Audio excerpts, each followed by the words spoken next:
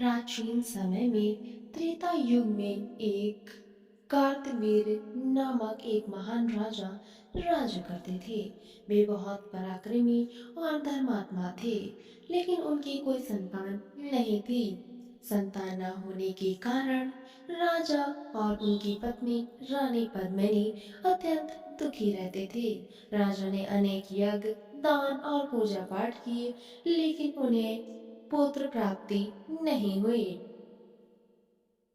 एक दिन राजा ने राज्य का भार मंत्रियों को सौंप दिया और अपनी पत्नी पद्मिनी के साथ वन में तपस्या करने चले गए।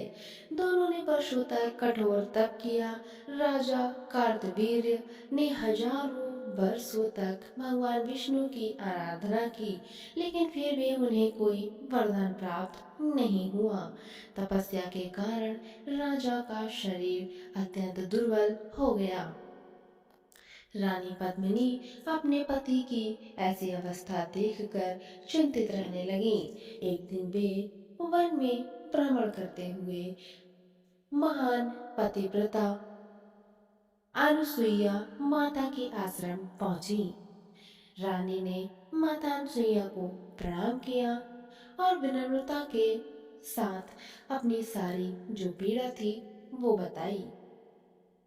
रानी पद्मिनी की भक्ति और पतिव्रता धर्म से प्रसन्न होकर माता अनसुईया जी ने कहा, हे देवी, अधिक मास की शुक्ल पक्ष की एकादशी को पद्मिनी एकादशी कहा जाता है। यदि आप इस व्रत को श्रद्धा पूर्वक और विधि पूर्वक करें और भगवान विष्णु की श्रद्धा पूर्वक आराधना करें तो निश्चित ही आपकी मनोकामना पूर्ण होगी।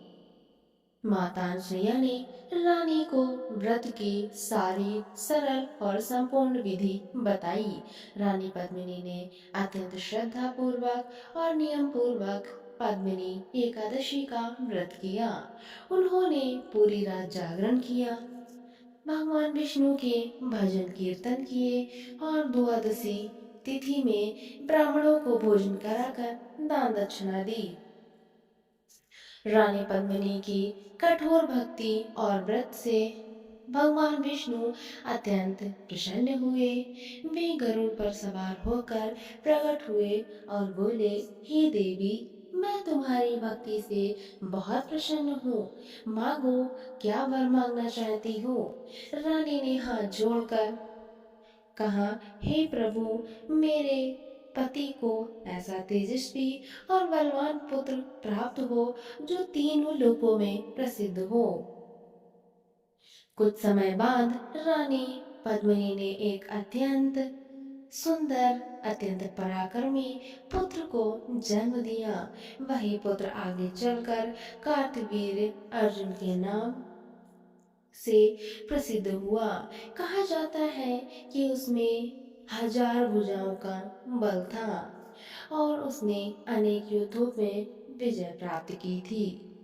तो भक्तों और दोस्तों, यह थी पद्मिनी एकादशी की व्रत कथा। यदि आपको हमारी यह जानकारी, हमारी यह मेहनत पसंद आई हो तो प्लीज़ हमारे चैनल को सब्सक्राइब करो, वीडियो को लाइक करें, शेयर करें और ऐसे ही धार्मिक जानकारी के लिए बेल आइकन को प्रेस करना ना भूलें और कमेंट में जय विष्णु भगवान अवश्य लिखें। उम्मीद करते हैं, हम दुआ भी करते हैं कि विष्णु भगवान सभी की गोद भरें, सभी की इच्छा पूरी करें।